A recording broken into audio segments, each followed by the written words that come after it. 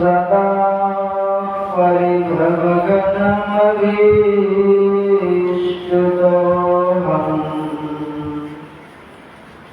तीर्थास्पदं शिवविरञ्चिनुतं शरण्यम् वृत्तिहारतिहं प्रणतपालभगाभिभूतम् वन्दे महापुरुषते चरणारविन्दम्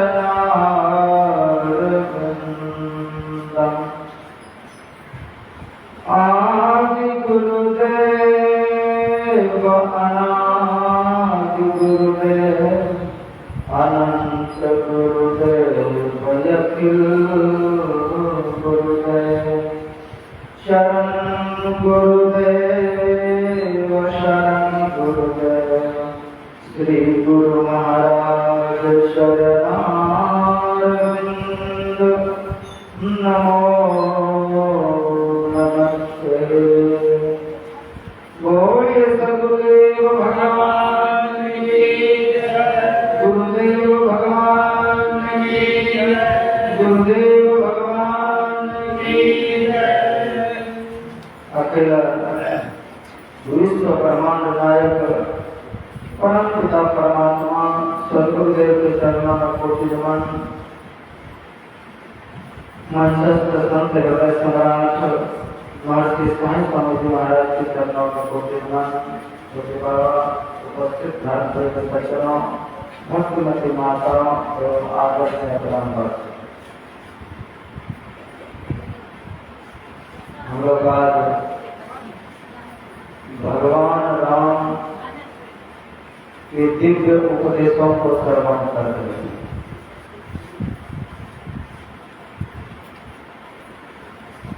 भगवान राम के राज्य में कितना सुख था।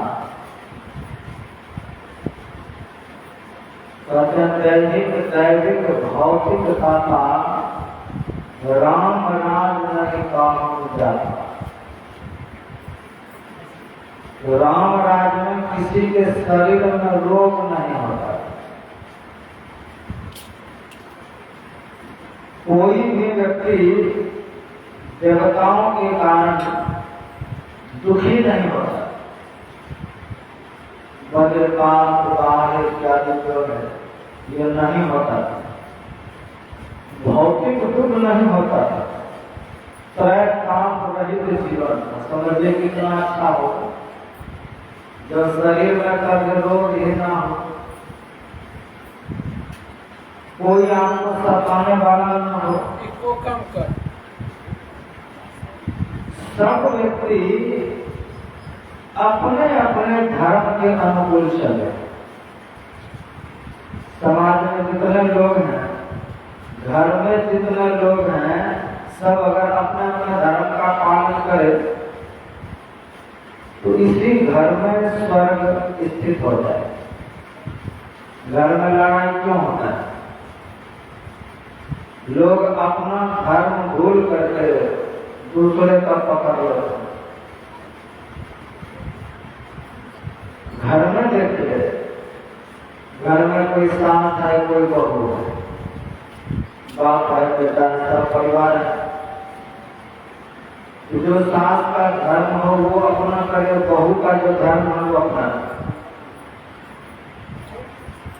तो दोनों जब अपने अपने धर्म पर चलेंगे तो लड़ाई क्यों होगा? बिल्कुल लड़ाई नहीं होगा।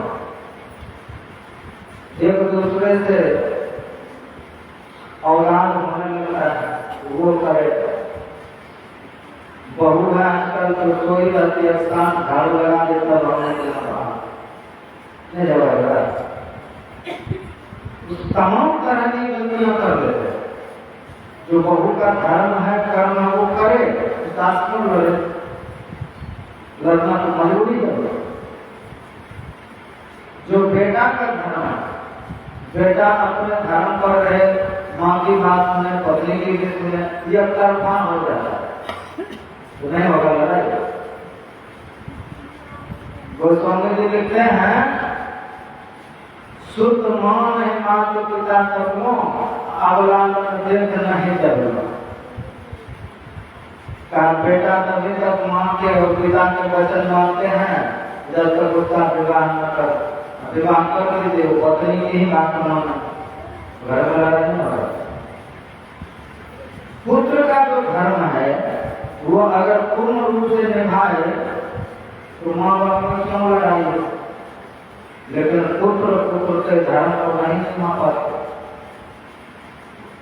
क्योंकि पुत्र को हमें उतना ज्ञानवान नहीं बना पाए वो पुत्र धर्म को समझे। अभी के समय में सिर्फ अपने अपने लगे हुए हैं, बस मेरा उद्धार हो, मैं सत्संग करूं, बाल बच्चे पर ध्यान नहीं देता है, उसको भी जरूरत है, उसे भी धर्म की जरूरत है। धर्म नहीं देंगे तो गड़बड़ रास्ता पकड़े। तो हम अपने जीवन में अपना अपना धर्म अगर निभाते रहे, अपने अपने धर्म पर स्थिर रहे, तो कहीं कुछ लड़ाई झगड़ा नहीं, तो भगवान राम के समय में सब व्यक्ति अपना अपना धर्म निभाते, गाय के आगे बाल्टी रख देते थे, अपने आप दूध जितना होता था वो छू जाता। अब है, अब जबरदस्ती गाँव में करके सुई लगा के दूध तोड़ लो, गाय देना नहीं चाहती है, उसको सुई लगा करके दे देता है। कोई सब्जी फल नहीं देना चाहता, उसमें सुई लगा देते, वो भी दे। धरती में जितना अन्न दे सकता है देते हैं, इसको जबरदस्ती खाद डाल करके उससे अन्न लेते हैं। इसका परिणाम क्या होगा? अन्न केमिकल से भरा हुआ मिलेगा, कहाँ जाइएगा, बस रुआन खाइएगा बीमार पड़िएगा, वो दूध पीजिएगा बीमार पड़िएगा, क्योंकि केमिकल भरा हुआ। तो धीरे धीरे मनुष्य जब अपना धर्म छोड़ दिया तो प्रकृति ने भी अपना धर्म छोड़ दिया, प्रकृति विरुद्ध होती जा रही है। तो जब मनुष्य ही अपना धर्म छोड़ दे तो पशु से क्या धर्म की अपेक्षा है? इन प्रकृति से कितना धर्म, प्रकृति भी विरुद्ध हो जाता है। तो भगवान राम के समय में सब आनंदित हैं, कोई भी बेटा बाप से पहले नहीं मरता है, आनंद पूर्वक राज कर रहे, लेकिन कब तक राज कर, तो एक दिन भगवान राम को भी जाना है, जब चले जाएंगे तब राज कैसा, तो उनके जाने पर राज बिगड़ गए। जैसे अभी मोदी राज में कहीं बमला सुन रहा हो ना, पहले दिन रात वहां हैदराबाद में मर गया, तो उधर बमला चल गया, तो उधर हो गया। तो ये राजा बदलने से राज का वैभव सुख शांति बदलता है, अब फिर हट जाएगा, फिर वही विधान हो। इसलिए राम जी ने सोचा कि मेरे राज्य में सब सुखी हैं, मेरे जाने के बाद भी ये जीव सुखी रहे, इसी तरह का आनंद मिलता रहे, तो वह आनंद बिना भजन का नहीं मिले। अभी राम है तो राम जी से सुखी हो गए, और उसके राम को चले जाएंगे तो राम भजन चाहिए, उस परमात्मा का भजन चाहिए। इसलिए राम जी ने अपने गुरु महाराज को भी बुलाया, अपने गांव वालों को भी बुलाया, अपने मित्र जनों को भी बुलाया, जितने सगे संबंधी थे सबको बुला करके गुरुजन मित्रजन सज्जन जो भी थे सबको बुला करके सभा में उठ गए। पहले राजा ऐसा हुआ। शिव पुराण में एक प्रसंग आता है, एक ब्राह्मण बहुत पढ़ा लिखा, उसकी पत्नी भी ठीक ठाक थी, एक बेटा हुआ।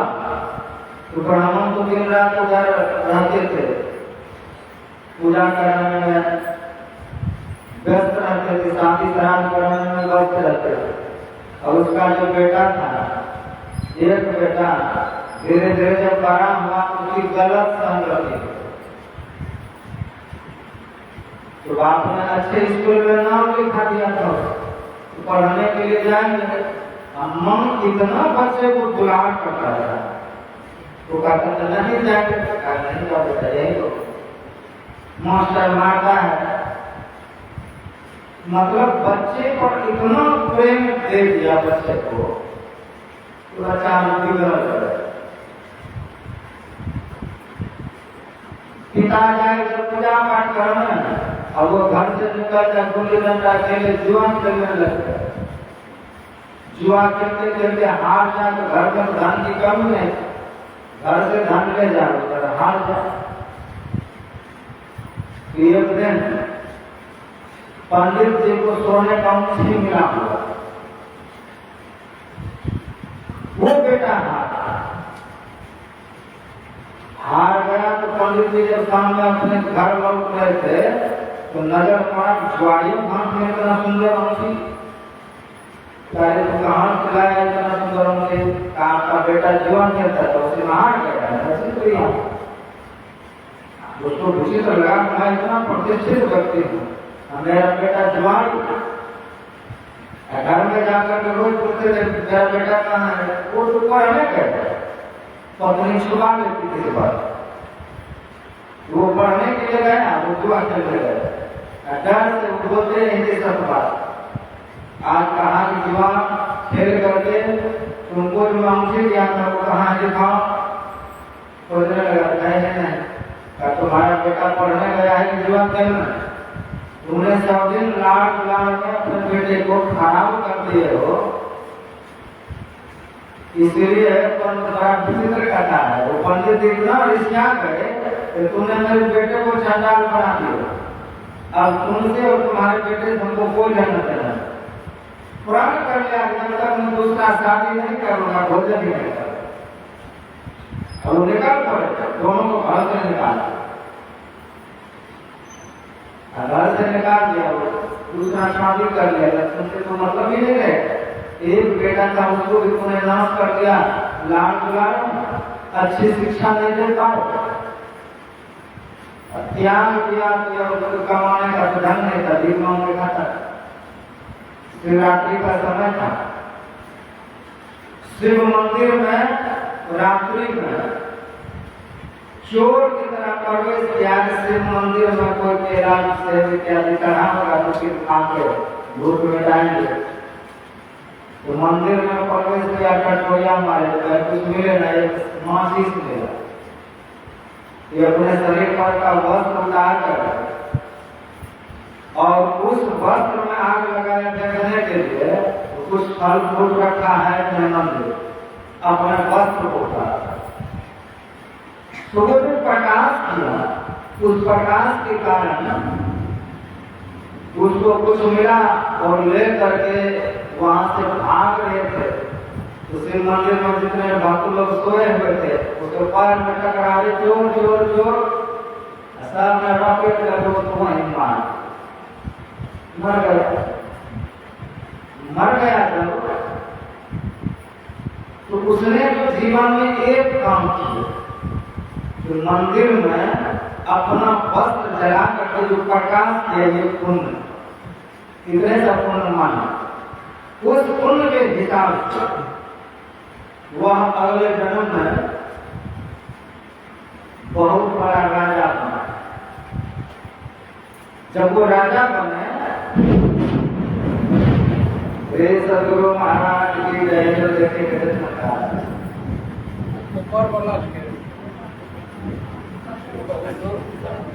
तो कहते हैं इस तरह से जब वो राजा बन गए, उड़ीसा का राजा बन गए, राजा बन गए, तब अपने प्रजा से जबरदस्ती वो धर्म करवाता। जितना प्रजा था, जितना मंदिर है, उस मंदिर में जाकर के दीपक जलाओ, उस मंदिर का सफाई करो, रोज सत्संग करो, जबरदस्ती करना पड़े। धर्म का पालन जबरदस्ती करवाए, तो जबरदस्ती भी अगर प्रजा से धर्म कर्म करवाए तो उसका इतना पुण्य भगवान स्वयं करे और प्रजा से भी करवाए। तो इतना उसका पुण्य हुआ तो दोबारा जब वो शरीर छूटा तो सीधे कुबेर हो। कुबेर कौन है?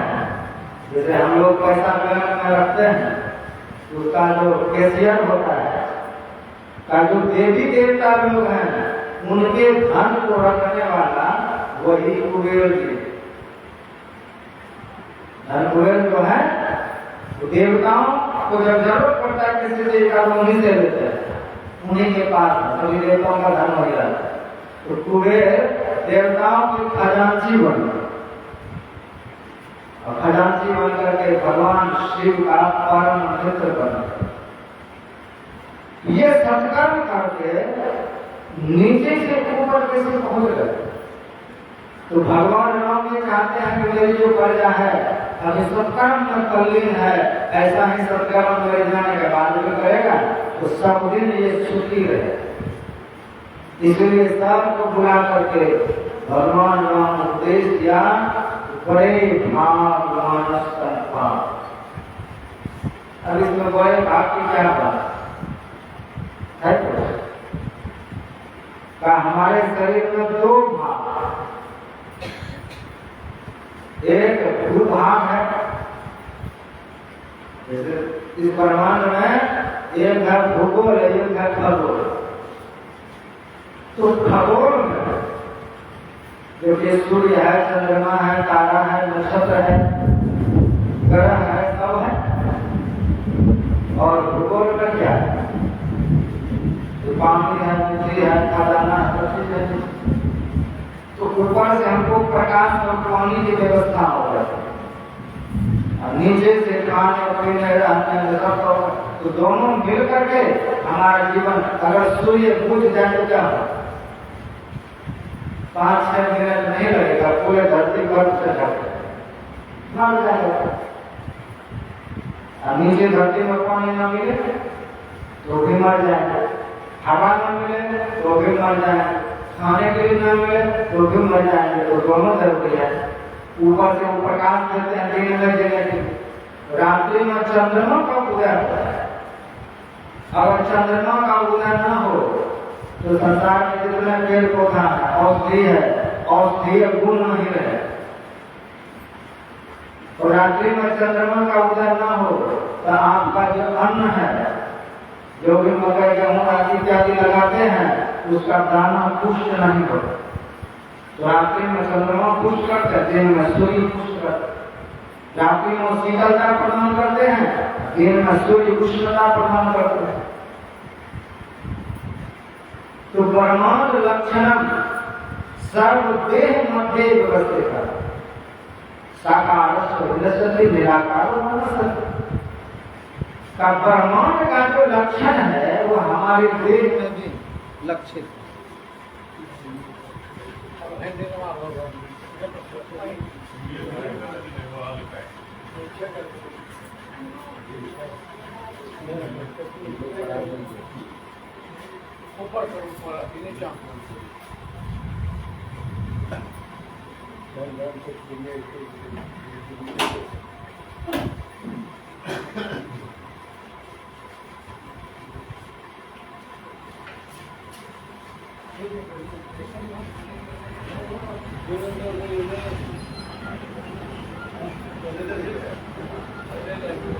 श्री सद्गुरु महाराज की।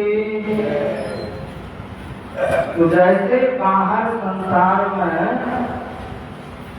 पृथ्वी से ऊपर एक खगोलीय आकाश है, वैसे हमारे शरीर में आंख से ऊपर सूर्य है, चंद्र है, नक्षत्र है, सब चीज। और नीचे में आहार, निद्रा, खाना पीना, सुनना, देखना, ये सब नीचे के भागों में होता है। तो पृथ्वी जितना है पृथ्वी के नीचे का हम लोग उसका उपयोग कहाँ कर पाते हैं? ये नीचे वाला छोटा भाग है, ऊपर वाला आकाश की ओर जाइए आप, जीवन में हम ही नहीं कर पाए। तो बड़ा भाग कौन सा है? आकाश का है। तो आकाश बड़ा बड़ा भाग है, तो हम सब जीव उसी भाग में रहने, जिस भाग में पशु है, पक्षी है, सब जीव। तो आंख से नीचे रह करके सिर्फ खाना पीना और सो जाना होगा, इसमें भजन नहीं होगा, इसमें सिर्फ भजन का अभ्यास होगा। भजन तो चौथी अवस्था में होगा।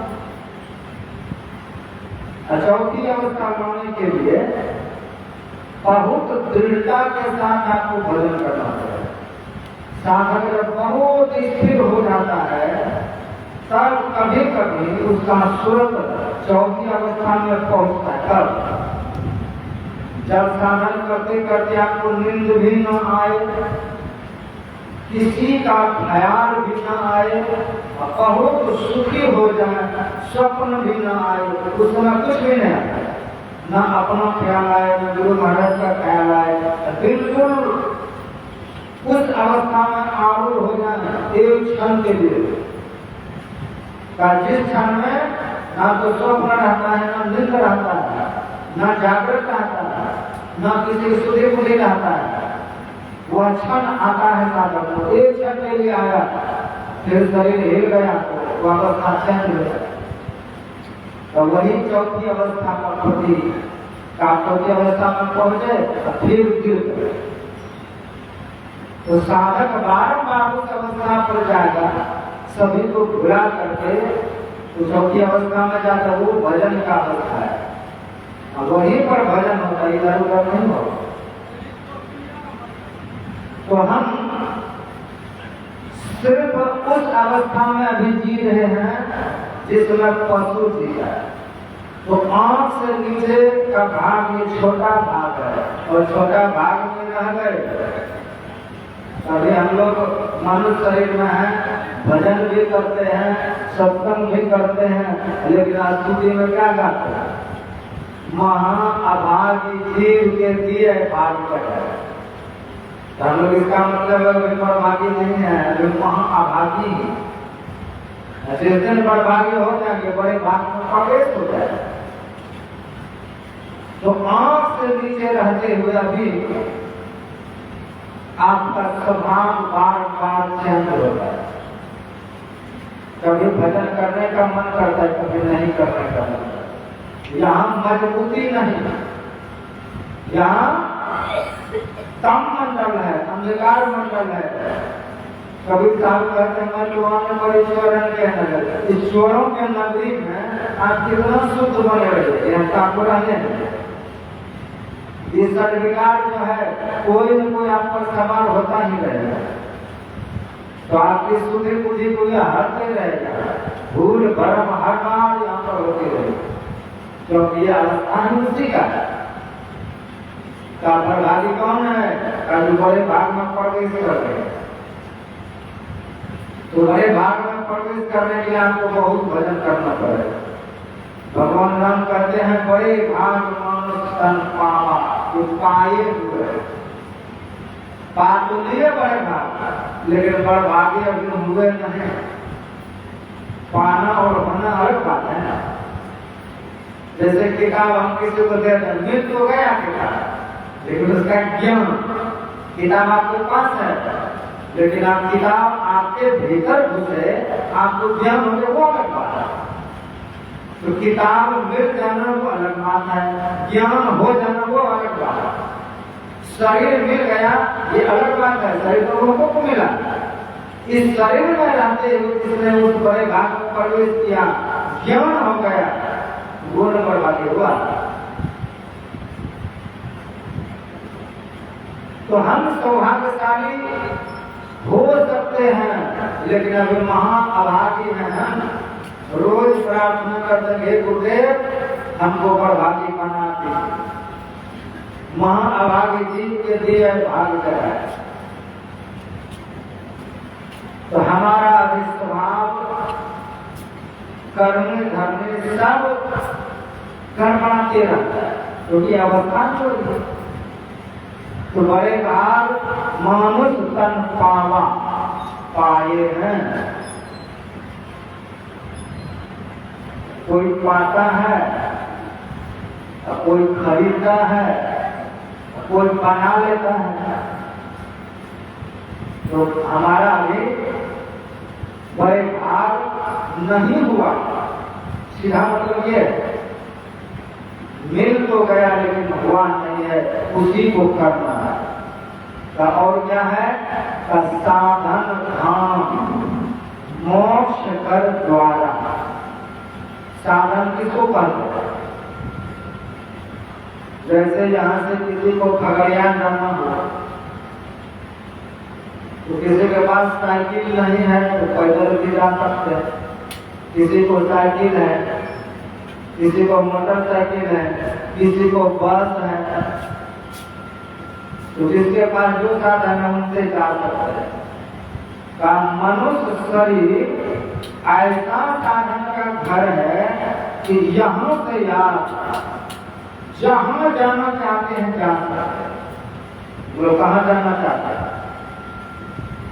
इस मनुष्य शरीर में ऐसा ऐसा साधन दिया हुआ है कि आप नरक जाने के लिए कोशिश नहीं करना पड़ेगा, नरक को चले ही जाए। स्वर्ग जाने के लिए कोशिश करना पड़ेगा। वैकुंठ जा सकते हैं, शिवलोक जा सकते हैं, गंधर्व लोक जा सकते हैं, नीचे के लोग जा सकते हैं। 14 लोग है, तो 14 लोग में जाने का इसमें साधन है। आप उस साधन को पकड़िए, चले जाइए। 14 लोग से परे भी जाने का साधन। तो लोग अंदर में जहाँ भी जाएंगे, गुरु महाराज क्या कहते हैं? सुनिए सकल जगत के वासी, यह जग नश्वर सकल विनाशी, यह जग धूमधाम रे भाई, यह जग जानो शरीर महारी। ऐसा शरीर है, एक दूसरे को सब छल लगा, सब छल है, एक दूसरे को सब छलना चाहता है। किसान उस सब्जी में सुई लगाता जो उसको नहीं खाना, वो होता है सुई लगा, वो जानता है खाने का है, वो भी नहीं खाता है। सुई लगा के बड़ा करके बेच दिया, और जिसको बेचा वो नहीं खाता। गाय को सुई लगा के दूध को लिया, वो नहीं खाएगा, वो बेच दे। आप यहाँ से बेच दिए, सब दूध छान करके कंपनी वाला ले ली, आप वो उसी दूध का पानी मिला करके, जो मिला करके दही बेचेगा आपको, लस्सी बेचेगा आपको, मक्खन बेचेगा आपको, पनीर बेचेगा आपको, वो भी गलत चीज आपको। तो आपने सिर्फ दूध ही दिया उसको, उधार से वो 70 तरह का आइटम बना करके आप ही को भेजे, वो भी गलत चीज है। देखो जितना ये पैकेट वाला चीज है, जब कोई मर जाता है तो डॉक्टर लोग हॉस्पिटल में जिस केमिकल से मुर्दा को सुरक्षित रखता है, केमिकल लगा देने को नहीं करेगा, तो आपको सब ड्रिंक में मिलेगा, सब जूस में मिलेगा, पैकेट वाला आटा में मिलेगा, सब ढला हुआ। घर में आटा रखिए, 1 महीना में सब हो जाता है, और उसका आटा 6 महीना चल जाता है, पैकेट में नहीं चलता है। ऐसा क्यों करता है? तो आप उसको ठगना चाहते हैं, वो आपको ठग रहा है, सब एक दूसरे को ठग रहा है, इसलिए खुद ठगा रहे हैं, सब एक दूसरे को गलत चीज दे देता है, वो जानता है। सेब वाला आपको पेंट करके सेब बेच रहा है, खा रहे हैं। बड़े बड़े जो उत्सव होता है, उसमें 1000 वृंदावन में बांके बिहारी के मंदिर में 5-5 लाख का एक दिन में फूल चढ़ता है, उसका फूल का पूरा भवन ही बनता है। वो जाके फेंक देता है, मुरझा हुआ फूल, मुरझाया हुआ फूल फेंक देता है जहाँ, अब वही मुसलमान लोग वहां से उठा के लाते हैं, ऐसे केमिकल में डालता है तो तुरंत हाड़ा हो गया, हाड़ा बड़ा हो गया, फिर उसको बेच दिया। कितना बड़ा एक फल निकालता है, धनिया में बिल्कुल सूख गया, केमिकल में डाल के हाड़ा करके आपको बेच दिया। तो कहते हैं यहाँ के ग्रामों छले महाई नस्तार एक दूसरे से चल कर रहा है, सार मित्र संबंधी एक दूसरे से, पति पत्नी टोटल एक दूसरे को छले जा रहे हैं। तो ग्रामों छली महाई सात साल प्रपंच संसार में भरा पड़ा है, ऐसे छलिया लोग भगवान को प्रिय नहीं। इसलिए भगवान क्या कहते हैं, मोहि कपट छल चित्र न भावा, निर्मल मन जन सो मोहि पावा।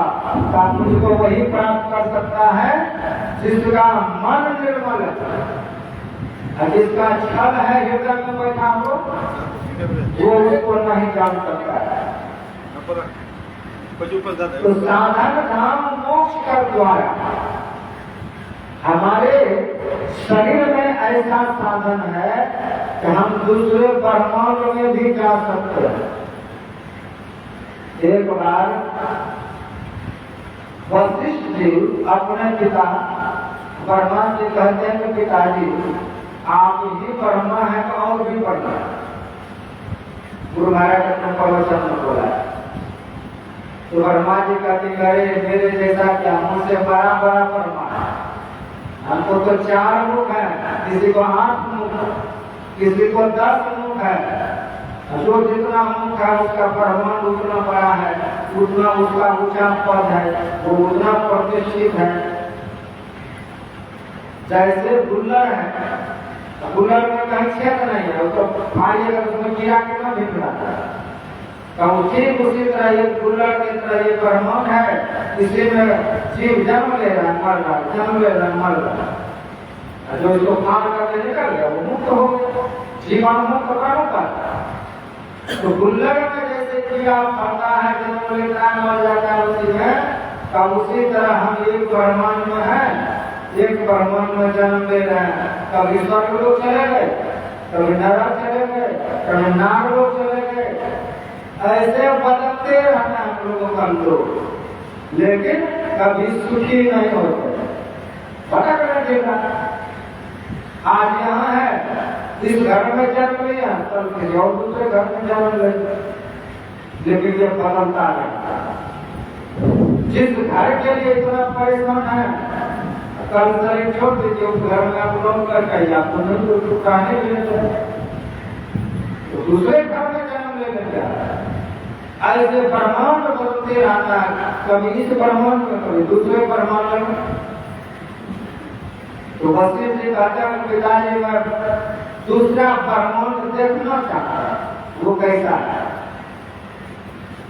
ठीक है मैं रास्ता बता देता हूँ, जाओ। तो ब्रह्मा जी ने अपने पुत्र को रास्ता बताया।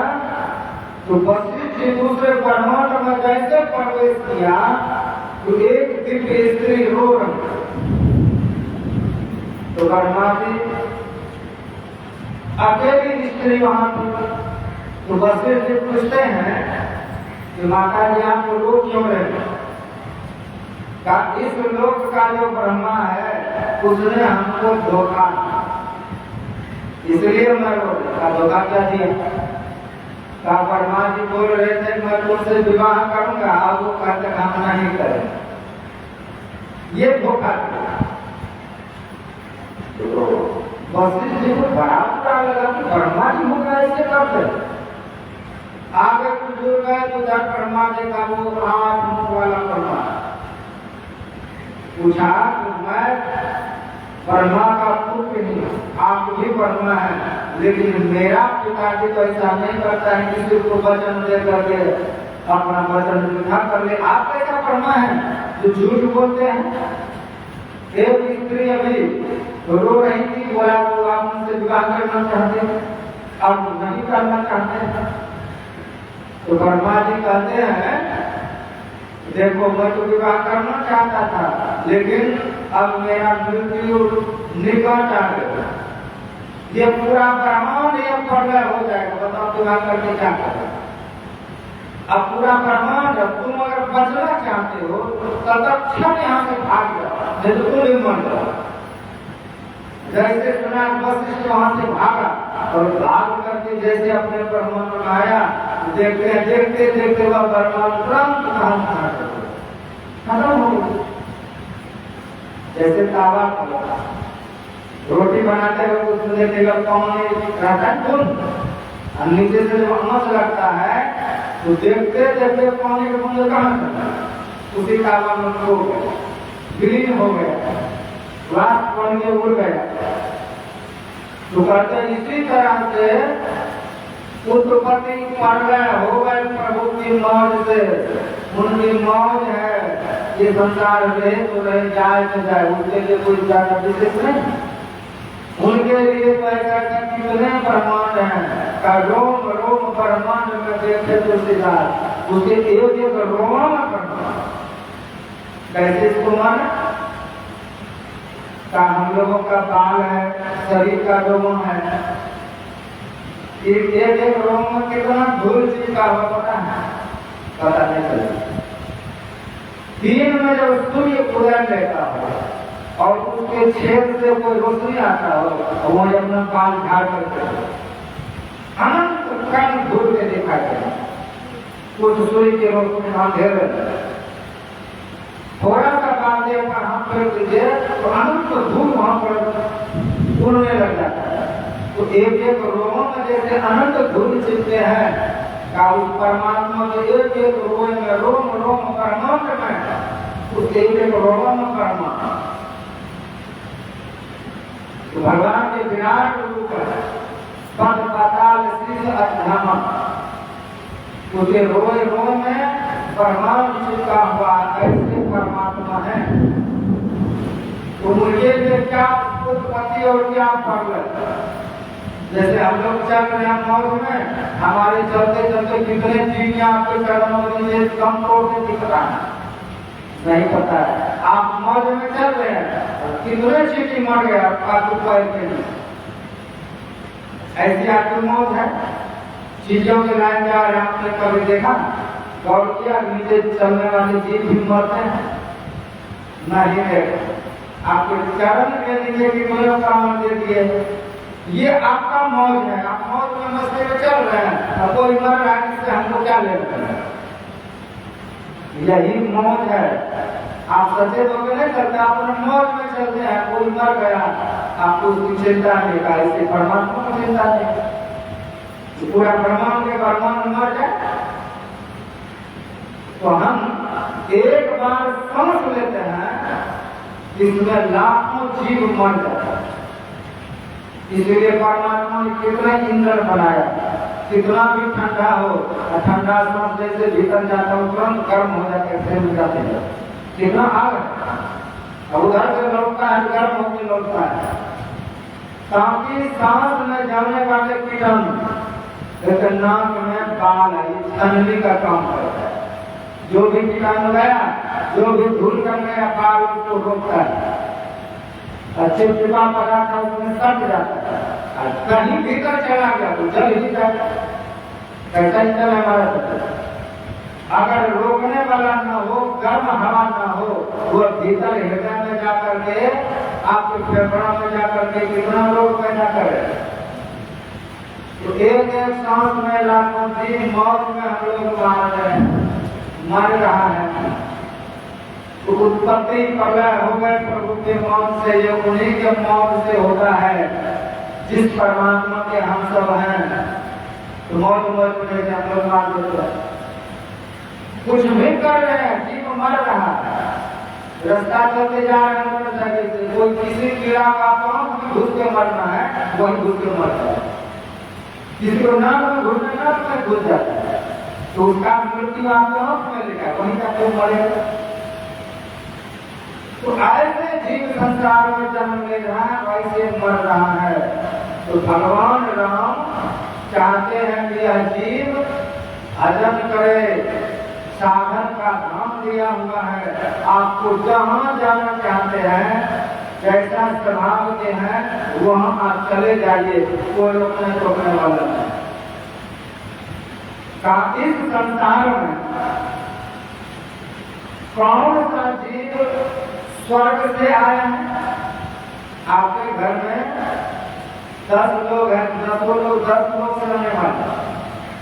कोई बहुत स्वर्ग से आए है, कोई स्वर्ग जैसी काम करती, और कोई नरक से लौट करके आए तो नरक वाला काम करता है, और कोई बेटा दिव्य लोग से आया है तो दिव्य बुद्धि है, और कोई कहीं का है उसमें इसका कौन है? तो एक घर में 10 आदमी हैं तो सब 10 जगह पर, कोई एक जगह के नहीं है। शास्त्र बतलाता है कि स्वर्गे स्थिता नामी जीव लोके तत्वार्चनानि वसंत दे। स्वर्ग से आए हुए जीव में 4 गुण होता है। कौन कौन गुण? दान, प्रसंगो, मधुराचरण, देवार्चनम, अर्पणम च। स्वर्ग आस्था नाम जो स्वर्ग से स्वर्ग का सुख लेकर के पुण्य के पुण्यवान व्यक्ति जन्म लिया है संसार में, उसका प्रत्येक विचार काम में रहता है। दाना प्रसंग, किसी को भिखारी को लौटाता आए हुए दान मांगने के लिए किसी को लौटाता निदान प्रसंग हो तो दान देता है। मधुरा का पानी, मधुर भाषा बोलता है, कहीं लिखा है कहीं स्वर्ग से लौट करके जमीन पर आया, उसका वाणी मधुर होगा, और जिसका वाणी मधुर होगा उसी के यहाँ लक्ष्मी टिकती। जो घर में गाली करूँ तो सब कह जाएंगे लक्ष्मी वहां से लूट के चले गए। एक बार दुर्वासा ऋषि भगवान विष्णु के लोक से लौट रहे थे, वहां भगवान विष्णु का उसको माला पहना दिया था प्रसाद रूप में। तो स्वर्ग होकर के जो लौट रहे थे दुर्वासा थे, सोचा इंद्र देखा उधर से ऐरावत पर इंद्र बैठ करके आ रहे। तो दुर्वासा ऋषि ने सोचा कि इंद्र आ रहा है कुछ उम्र प्रस्थान रूप में दे दो कुछ। तो गले में जो माला पहना हुआ था अब इंद्र के गले में दे, इंद्र के जब गले में दिया तो थोड़ा दूर जब दुर्वासा ऋषि गए तो उसके मन में प्रेरणा हुई कि मैं स्वर्ग का राजा होकर के ये महात्मा के गले का माला पहनूंगा। वो गले से उतार करके हाथी के मस्तक पर रखा। हाथी के मस्तक पर जब रखा तो हाथी ने सुर में लिया, पैर से कुचल करके मिला दिया। जब उस महात्मा के माला का अपमान किया तो स्वर्ग में जो लक्ष्मी रहती थी वहां से बिना बताए चुपचाप समुद्र में चले। जहाँ से लक्ष्मी चली गई वहां से जितना भी रत्न थे, अष्ट निधि जो कुछ भी दादाजी संपदा सब धीरे धीरे धीरे समुद्र में जाके समा गए। स्वर्ग बिल्कुल गंगा हो गया। तब अपने गुरु जी से कहते हैं गुरुदेव अब तुम धनी हो गया, अब क्या करें?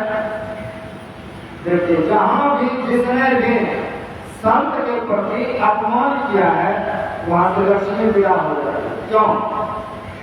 जब लक्ष्मी है संतान की दास, और ऐसे संतों की दास, संत का अपमान किया लक्ष्मी को छोड़ के चले। तब उसके बाद फिर समुद्र का मंथन हुआ। समुद्र मंथन में 14 रत्न निकला, उसमें लक्ष्मी माता निकली। फिर धीरे धीरे स्वर्ग ले गए। फिर लक्ष्मी जी ने बहुत हिदायत किया है इंद्र को, हे इंद्र अगर गाली गलौज में बात करोगे, कटु शब्द में बात करोगे, शब्दों का अपमान करोगे तो मैं दोबारा यहाँ से जाऊंगा बताऊंगा नहीं। लक्ष्मी का निवास कहाँ? जहाँ मधुर भाषा बोलने लगा। लक्ष्मी यानी धन, हम धन के मालिक नहीं, लक्ष्मी किसकी पत्नी? भगवान। तो धन जो है भगवान की भार्या है लक्ष्मी। तो भगवान के नाम पर धन चला जाए तो पुण्य वाला, क्यों उन्हीं के हैं। हम धन के मालिक नहीं, हम उसको बेटी के तरह रखें और उसको समय समय पर पिला, उसका मालिक नहीं बन सकते। नारद जी मालिक बनना चाह रहे थे, भगवान ने क्या किया उसके? माया से विवाह करना चाहते थे, तो भगवान ने विवाह किया कि तुम मेरा है, तुम कैसे, तुम्हारी दादी लगती है, उससे कैसे विवाह कर सकते हैं? क्या लक्ष्मी का हम पिता हो सकते हैं, उसको हम दान दे सकते हैं, उसका हम मालिक नहीं। इसीलिए लक्ष्मी सदैव दान करती, वाणी सदैव रसवती होना चाहिए। दाना प्रसन्न वज्राज भगवाने देवाचरण, हम अपने ईश्वर की आराधना करें, ब्रह्म के ध्यान में लगे रहें। ये चार गुण जिसमें है, समझिए वो जीव स्त्री हो कि पुरुष हो, वह स्वर्ग लोक से आएंगे और पुनः स्वर्ग लोक जाने के लिए तैयार देश बना है। स्वर्ग का स्थिता नाम नहीं लो, ये चार गुण होना चाहिए। तो भगवान राम कहते साधन राम मोक्ष का द्वारा, हम लोग मोक्ष के द्वार पर हैं। आप बताइए कोई कहां से आया मोक्ष के द्वार पर? इसको देखेंगे ना तो इसे दिमाग चकरा जाता है। बचपन में लूडो खेलते कोई 99 पर पहुंच गए, वहां एक सांप होता तो सीधे नीचे उठा कर, तो हम यहाँ मुक्ति का धर्मा देते हैं। यहाँ हमको माया में भटका दिया जाए, फिर नीचे 84 लाख का वर्णन किया है उपनिषद में।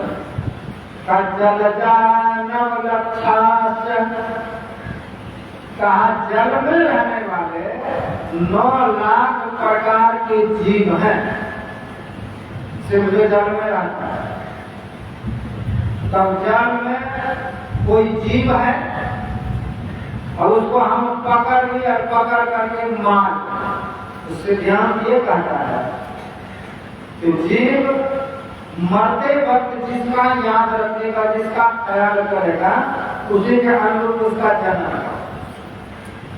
हम किसी जीव को मार रहे हैं, वो हमको देख रहा है, बकरा को उल्टा वो काट रहे हैं, रेत रहे गला, बकरा हमको देख रहे हैं।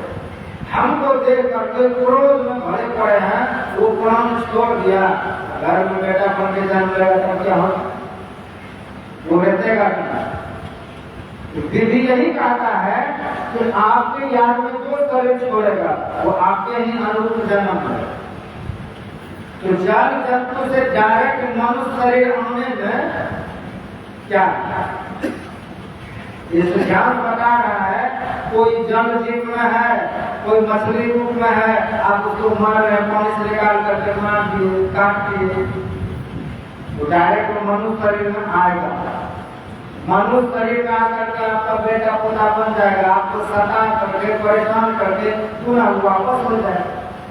मनुष्य जैसा दिखेगा लेकिन मनुष्य वाला गुण नहीं होगा, क्योंकि वो डायरेक्ट आएगा।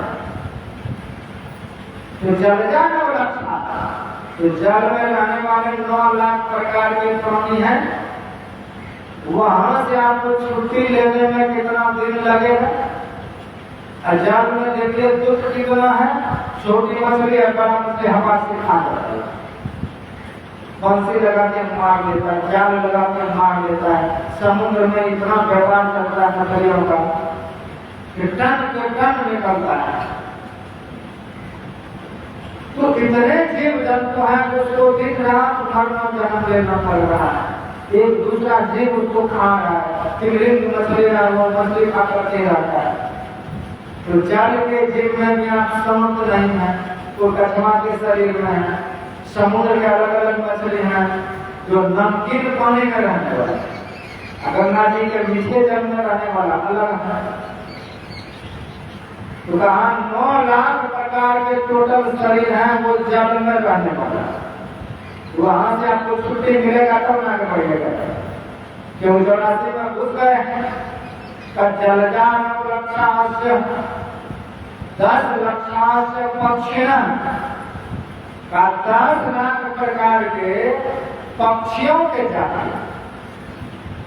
पक्षी देखते हैं एक से एक, आजकल तो बना दिया भी जाता है अलग प्रजाति का जीव संकर नस्ल के द्वारा। तो आप 84 को 85 में नहीं भेज सकते, एक नस्ल तैयार करें दूसरा मिट जाता है। पहले इस समय में बहुत तोता दिखाई देता था, बगड़ों तो दिखाई देता था, झोझा इत्यादि दिखाई देता था, गरुड़ दिखाई देता था, गिद्ध दिखाई देता था। अब है गिद्ध को खाने को मिल ही नहीं रहा। जो गिद्ध का भोजन था मनुष्य खा जाता, बेचारा मर गए। जो गिद्ध का भोजन था अब मनुष्य खा रहा। तो गिद्ध क्या खाएगा? मिट गया यहाँ, चला गया यहाँ। गिद्धों का भोजन, गिद्ध को रोटी कौन देगा? कुत्ता है, कुत्ता तो रोटी पर भी जी लेता है, भात नहीं खा लेगा, गिद्ध क्या खाएगा? तो गिद्धों का भोजन मनुष्य खा लिए, गिद्ध मिट गए। ये तमाम तरह के 84 लाख दुनिया है। तो कहा जलजान लक्षांश 10 लक्षांश पक्षिण 10 लाख प्रकार के पक्षी हैं। तो 10 लाख प्रकार के पक्षी के एक एक देह मिलेगा, तब वहां से आप आगे बढ़े। पक्षियों में अच्छे पक्षी हैं, उसमें भी खराब पक्षी हैं, उसमें भी ज्ञानी पक्षी हैं। तोता से जो सिखा दीजिए सीख लेता है। तो पक्षियों में अच्छे अच्छे हैं, हंस हैं, बत्तख है, तो उनमें जो श्रेष्ठ शरीर पक्षी जाता है। तो जलजान लक्षांश 10 लक्षांश पक्षिण किरमयो रुद्र लक्षांश। किरमी जो है कीड़े मकोड़े हैं, यह 11 लाख प्रकार के इनका प्रजाति।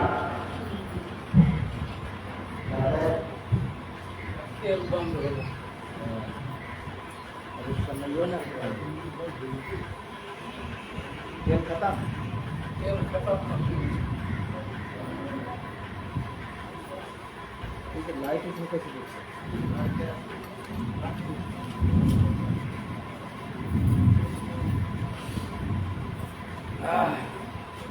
टीवीला एअरटेल काय हो एअरटेल का दिलेलो ना पहिला इंग्लिश हां बोल बोल ना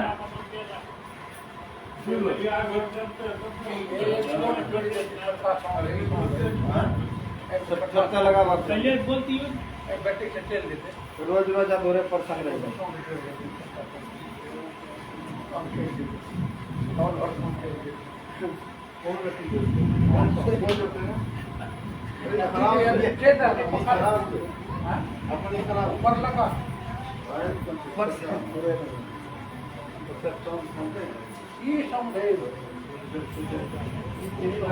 छटका बजा लगा यहीं लगाने पीछे करना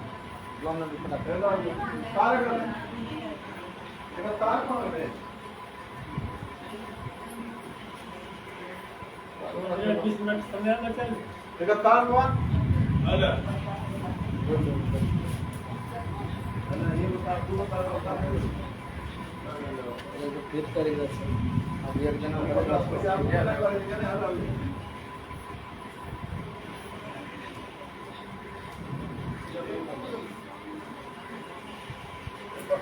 पहले ड्राइवर पहले मालिक दोनों एक के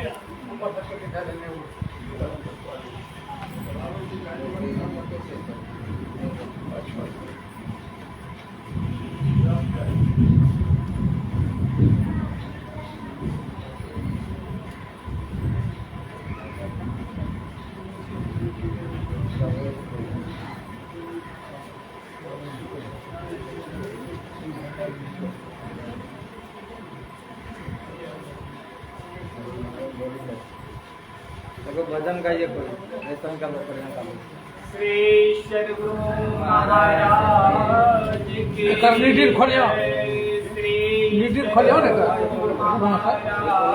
यहाँ से वहाँ खाली लगाना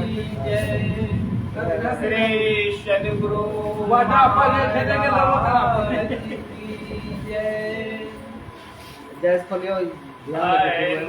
महल पट बंद के चलो सुमन घाटी हो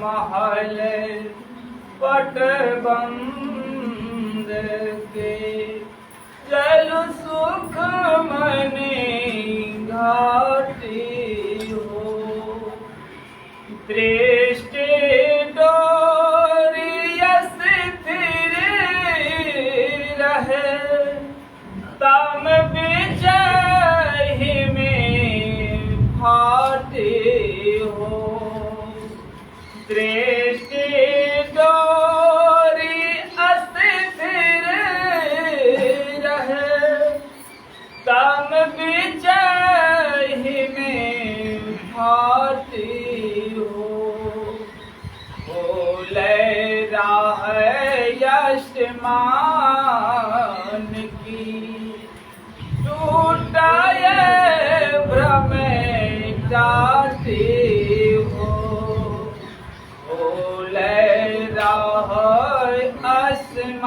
आसमान की टूटाए भ्रम जाती हो श्री सद्गुरु महाराज महल पट बंद के चल सुख मने घाती हो ज्योति मंडल धसधार के मेरे खत वैराती हो ज्योति मंडल धसधार के मेरे खत वैराती हो धुन गए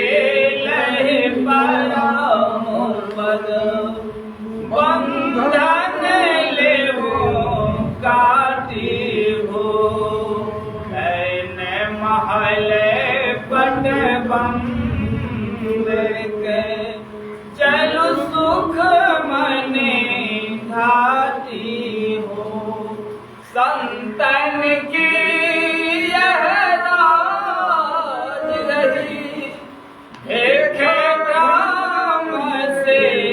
पाटी हो संतन की यह राज रही एक ब्राह्म से पाटी हो नहीं देवी सहाय दया दीने ब्रह्म काटी हो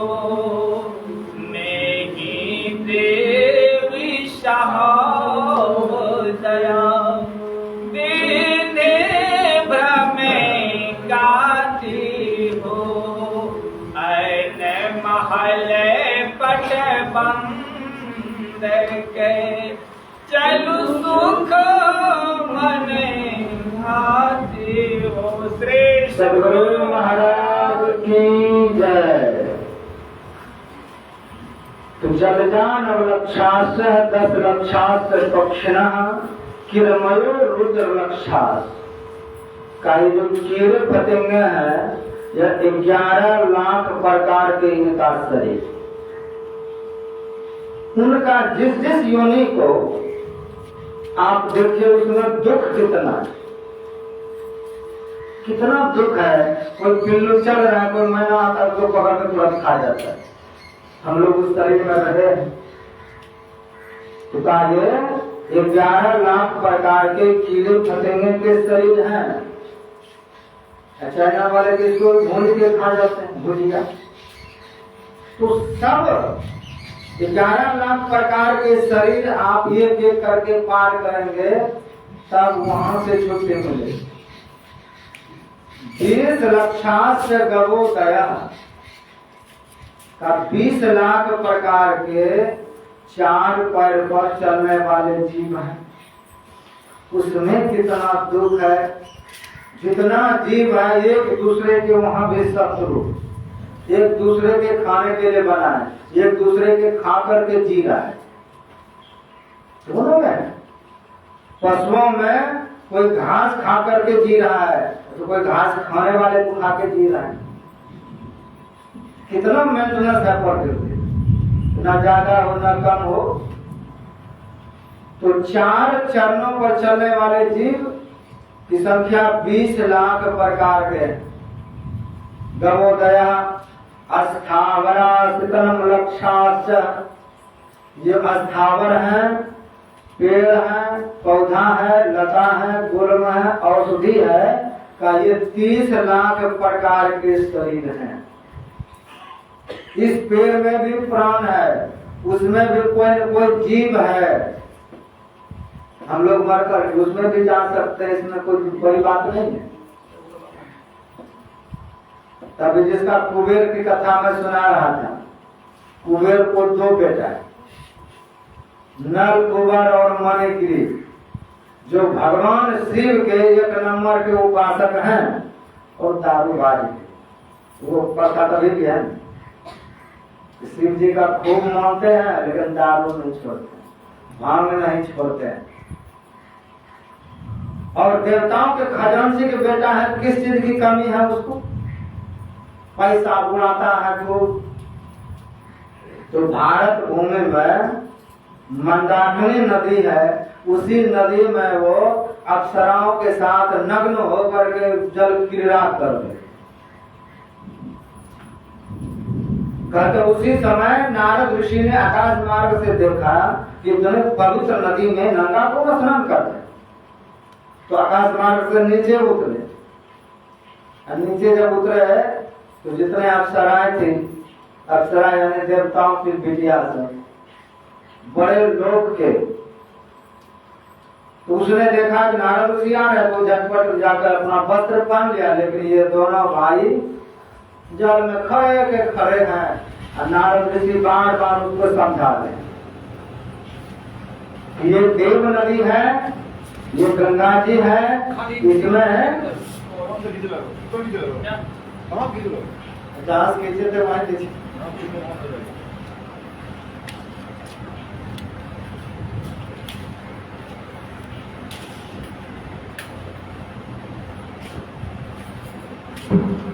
श्री सद्गुरु महाराज की।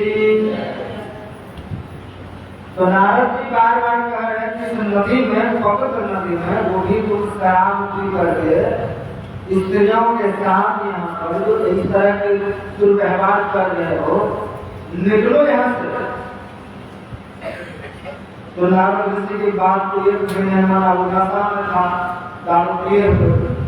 तो नारद जी पर ही कौन उलझने गया, तुम हमको समझाने वाले कौन हो? नदी तुम्हारे किसके हैं? ये नदी है, सबकी है, कोई भी इसमें नहा सकते हैं। तो ऐसे जो असुर स्वभाव के लोग तब भी थे, अब भी हैं। जितने बड़े बड़े कतल खाने हैं, गाय को मार काट करते हैं, छीलते हैं, उसका पानी सब बना के भेज देता है। कौन किसको काटने वाला है? नदियों को बर्बाद करते हैं, आपको हो तो फिर पूरे धरती महाभारत तैयार करता है। तो ऐसे असुरों को जब समझाया नारद ऋषि का मजाक किया, उसी को जल छिड़का का मेरा नाम जानते हो? कौन नहीं जानता? आप नारद मेरे पिताजी के पास आते जाते रहते हैं। नारद का अर्थ जानते हो? जिसके बोलने का कभी रद्द न हो, इसलिए अभी भी है मौका कि तुम सुधर जाओ। नहीं सुधरे नारद जी को क्रोध आया और श्राप दे दिया कि जाओ तुम अब इसी तरह जड़ के तरफ खड़े होके सबके जाने तुम जाओ, पेड़ के कोने में चले जाओ।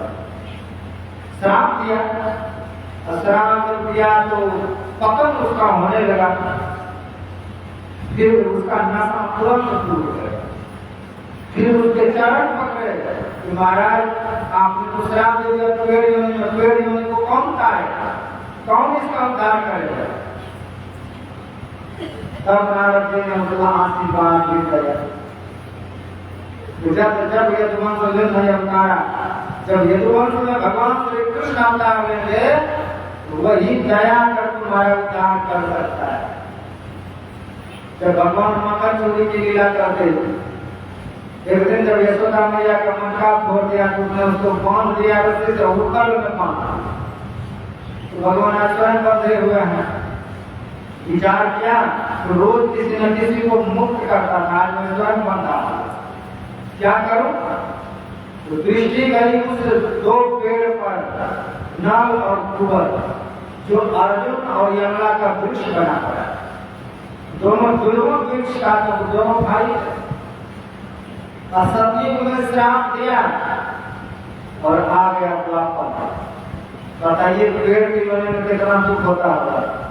किसी को जरूरत पड़े अर्जुन अरिष्ट का जाके छाल छीन लीजिए, तो पेड़ का छटाई में कितना तो उसका चमड़ा छीन ले, कितना तो उसका जल काट ले, कितना तो फल फूल तो तोड़ते। तो उस पेड़ की योनि में रहते रहते 3 युग बीत गया। बहुत परेशान प्राण है, निकल गया। तो आज दिव्य रूप से वो प्रार्थना कर रहे हैं, हे प्रभु 3 युग बीत गया, आज मेरा उद्धार कर दीजिए। भगवान ने देखा तो अपने उखल को खींच करके ले गया और दोनों पेड़ के बीच से निकला और जोर से धक्का मारे, पेड़ धर्म से गिर पड़ा। तो पेड़ के शरीर से भगवान उसको मुक्त किया ना कि जीवन मुक्ति का बात से शुरू कर दिया भगवान किसी का सिर्फ श्राप मुक्त कर देते हैं, शरीर से मुक्त करके 4 तरह की मुक्ति दे देते हैं। अपने पास रख लेगा, अपने में युक्त कर लेगा, अपने धाम में रख लेगा, यही सब करता है। 4 तरह की मुक्ति में यही है, सामिप्य। तो भगवान किसी को मुक्ति प्रदान नहीं करता है। जब पेड़ की योनि से उसको मुक्त किया तब नलकुबर प्रार्थना करते हैं कि हे प्रभु अब कभी भी हमसे आंखों से कोई गलती ना हो, आंखों से सदैव मैं संतों का दर्शन करूं, हाथ से सदैव मैं संतों की सेवा करूं, मुख से सदैव संतों का स्तुति करूं। भरपूर प्रार्थना किया, कैसा गलती दोबारा ना हो। तो नलकुबर वहां से शरीर त्याग करके पुनः अपने पिता के पास लौट गए, ना कि जीवन मुक्त हुआ। जीवन मुक्ति के लिए हर हालत में आपको गुरु के शरण में जाना पड़ेगा। तो देखिए ऐसे ऐसे बड़ों के बेटे पेड़ योनि में चला गया तो कहा ये 30 लाख प्रकार के पेड़ पौधे हैं, इसका मन कौन है कोई बरगद के पेड़ में चला गया तो 400-500 वर्ष ढाई पेड़ में लगा। कोई मकई गेहूं के पेड़ में चला जाए तो 6 महीना से और पालक में चला जाए 10 दिन का काट होता है। ये सब अलग अलग योनियां हैं और सब में जीव है, इसलिए कहा जीवो दिवस भोजन, जीव ही जीव का भोजन। आप शाकाहारी हैं तो शाकाहारी भोजन कीजिए, मांसाहारी हैं तो जो मिलता है उसको खाइए। दोनों जीव ही जीव का आहार करता है, हम उसका आहार कर रहे हैं, उसका आहार कर रहे हैं, तो सब एक दूसरे को खा करके संसार में जी रहा है। तो मनुष्य के खाने के लिए भगवान ने इन जीवों को तैयार किया है। स्थावर जीव है, फल है, इत्यादि है, ये सब है। तो 20-30 लाख प्रकार के ये पेड़ पौधे की योनियां हैं। 4 मानवा 84 लाख योनिया में 4 लाख% मनुष्य का। मनुष्य में भी कोई काला मनुष्य है, कोई गोरा मनुष्य है, कोई सफेद है, कोई बिल्कुल लाल कलर के, और कोई बिल्कुल बाल की तरह जन्म लेते हैं। अच्छा ये सब बिल्कुल काला फूट जन्म लेता है। तो सब ये 4 लाख प्रकार के 84 लाख योनियों में उतना % उसका मनुष्य का 4 लाख। इसमें क्या होगा का पाप पुण्यम समम कृत्वा न योनि सुजायसे। जब 84 लाख योनियों में घूमेंगे 2.25 अरब वर्ष तब आपको मनुष्य का शरीर मिलेगा। मनुष्य शरीर में आकर के ऐसे करेंगे, फिर नीचे जाएंगे, फिर एक तरफ से भोगते रहेंगे। ये आवागमन तो मिलेगा। ये अवसर कितना बड़ा हमको आपको मिला है मनुष्य शरीर 2.25 अरब भोगने के बाद, फिर इसमें अगर चुप गए तो फिर आपको में जाना पड़ेगा।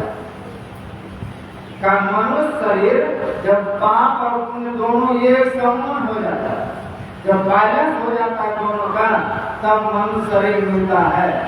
तब परमात्मा करुणा कर दे ही, जिस जीव पर करुणा किया कि 84 बार फिर चुका है। अब इसको हम मनुष्य शरीर देते हैं, ये सुधर गया होगा, भजन करेगा, सुधरे नहीं सुधरेंगे फिर 84 लाख दुनिया है।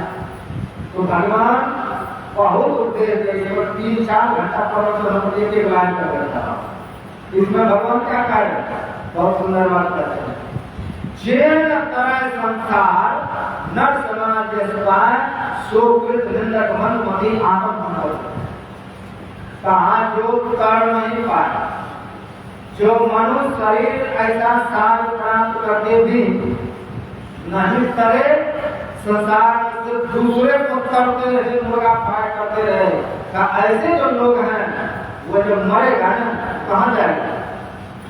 कोई दारू पी के मर गया, कोई जहर पी के मर गया, कोई फांसी लगा के मर गया, कोई ट्रेन में कट के मर गया, कोई पानी में कूद के मर गया, कोई आग लगा के मर गया। हम लोग कहते हैं वो आत्महत्या कर। भगवान क्या करे? नहीं करे, भजन नहीं किए तो आप आत्महत्यारा ही हैं। आत्महत्यारा की गति में आपको जाना है, ऐसा नहीं कि मौत उड़ा रहा। आत्महत्यारा की गति जो होती है उसमें जाना पड़ेगा। आत्महत्यारा का क्या गति है, कितना उसको दुख होता है।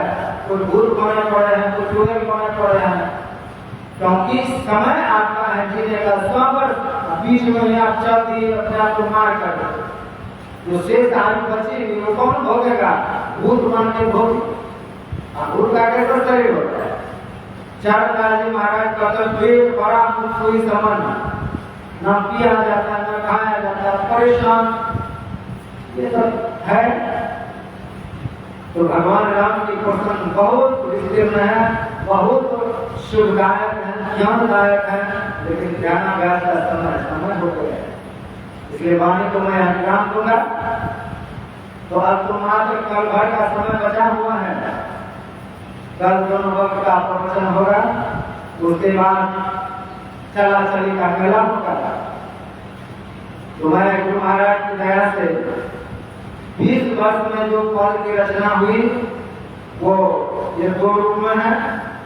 जिसको भजन में मन नहीं लगता है, जिसको संसार में बहुत आसक्ति है,